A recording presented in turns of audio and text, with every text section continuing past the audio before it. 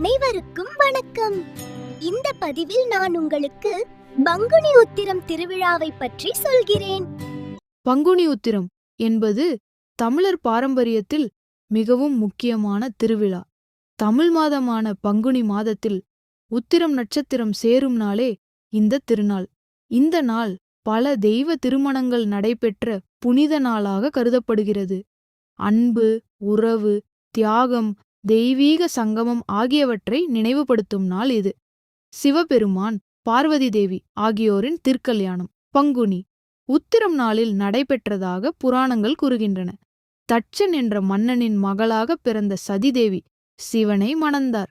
ஆனால் தட்சன் சிவனை அவமதித்ததால் சதி தன் உயிரை தியாகம் செய்தாள். பின்னர் அவள் இமயமலையில் பார்வதியாக மறுபிறவி எடுத்தாள். சிறு வயதிலிருந்தே சிவனை தான் கணவராக பெற வேண்டும் என்று விரும்பினாள். பார்வதி கடுமையான தவம் செய்தாள். பனிமலையில் நின்று தியானம் செய்தாள். அவளது பக்தியையும் மன உறுதியையும் கண்டு சிவபெருமான் அவளை ஏற்றுக்கொண்டார். பங்குனி உத்திரம் நாளில் தேவர்கள், முனிவர்கள் முன்னிலையில் சிவபெருமான் பார்வதியை திருமணம் செய்து கொண்டார். இது சக்தி மற்றும் சிவம் ஒன்றிணைந்த தருணமாக கருதப்படுகிறது. மற்றும் முருகன், தேவயானை ஆகியோரின் திருமணமும் இந்த நாளிலேயே நடந்ததாக கூறப்படுகிறது. அசுரனான சூரபத்மனை வீழ்த்திய பிறகு இந்திரன் மகிழ்ச்சி அடைந்து தனது மகளான தேவயானையை முருகனுக்கு மணம் முடித்தார்.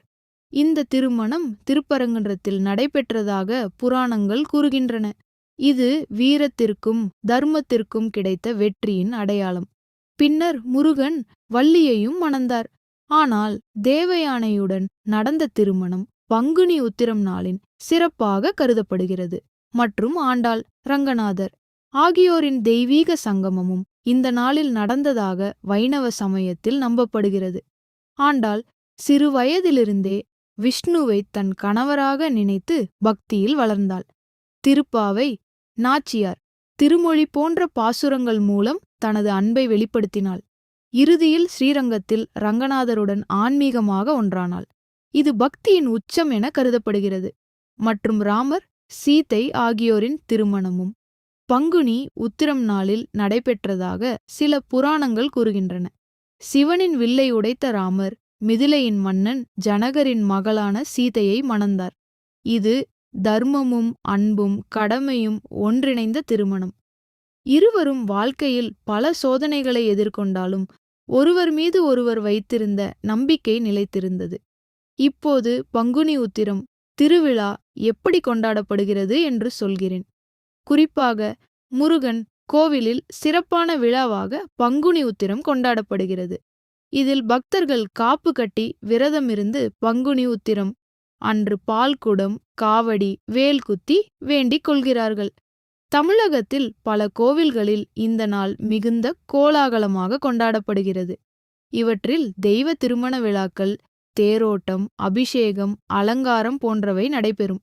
பல தம்பதிகள் இந்த நாளில் கோவிலுக்கு சென்று திருமண உறவை புதுப்பிக்கிறார்கள். சிலர் தங்கள் திருமண நாளை இந்த நாளில் நடத்துவது சிறப்பாக கருதப்படுகிறது. ஆன்மீக அர்த்தம் பங்குனி உத்திரம் என்பது வெறும் திருவிழா அல்ல. அது கணவன், மனைவி உறவின் புனிதத்தை குறிக்கும் பக்தியும் கடவுளும் ஒன்றாகும் தருணத்தை நினைவூட்டும் தியாகம், பொறுமை, அன்பு ஆகியவற்றின் முக்கியத்துவத்தை உணர்த்தும். சிவன் சக்தி, விஷ்ணு, ஆண்டாள், முருகன், தேவயானை போன்ற தெய்வங்களின் திருமணங்கள் மனிதர்களுக்கு ஒரு முன்மாதிரியாக உள்ளது. பங்குனி உத்திரம் என்பது தெய்வ திருமணங்களின் திருநாள் மட்டுமல்ல, அது வாழ்க்கையின் சமநிலையை கற்றுக் கொடுக்கும் புனித நாள். இந்த நாளில் பக்தியுடன் பிரார்த்தனை செய்தால் குடும்பத்தில் அமைதி, ஒற்றுமை, வளம் பெருகும் என்று நம்பப்படுகிறது. அன்பும் பக்தியும் தெய்வீக இணைப்பும் நிறைந்த பங்குனி உத்திரம் திருநாள் தமிழர் பண்பாட்டின் ஒளிவிளக்காக என்றும் நிலைத்து நிற்கிறது. இந்த பதிவு உங்களுக்கு பிடித்திருக்கும் என்று நம்புகிறேன்.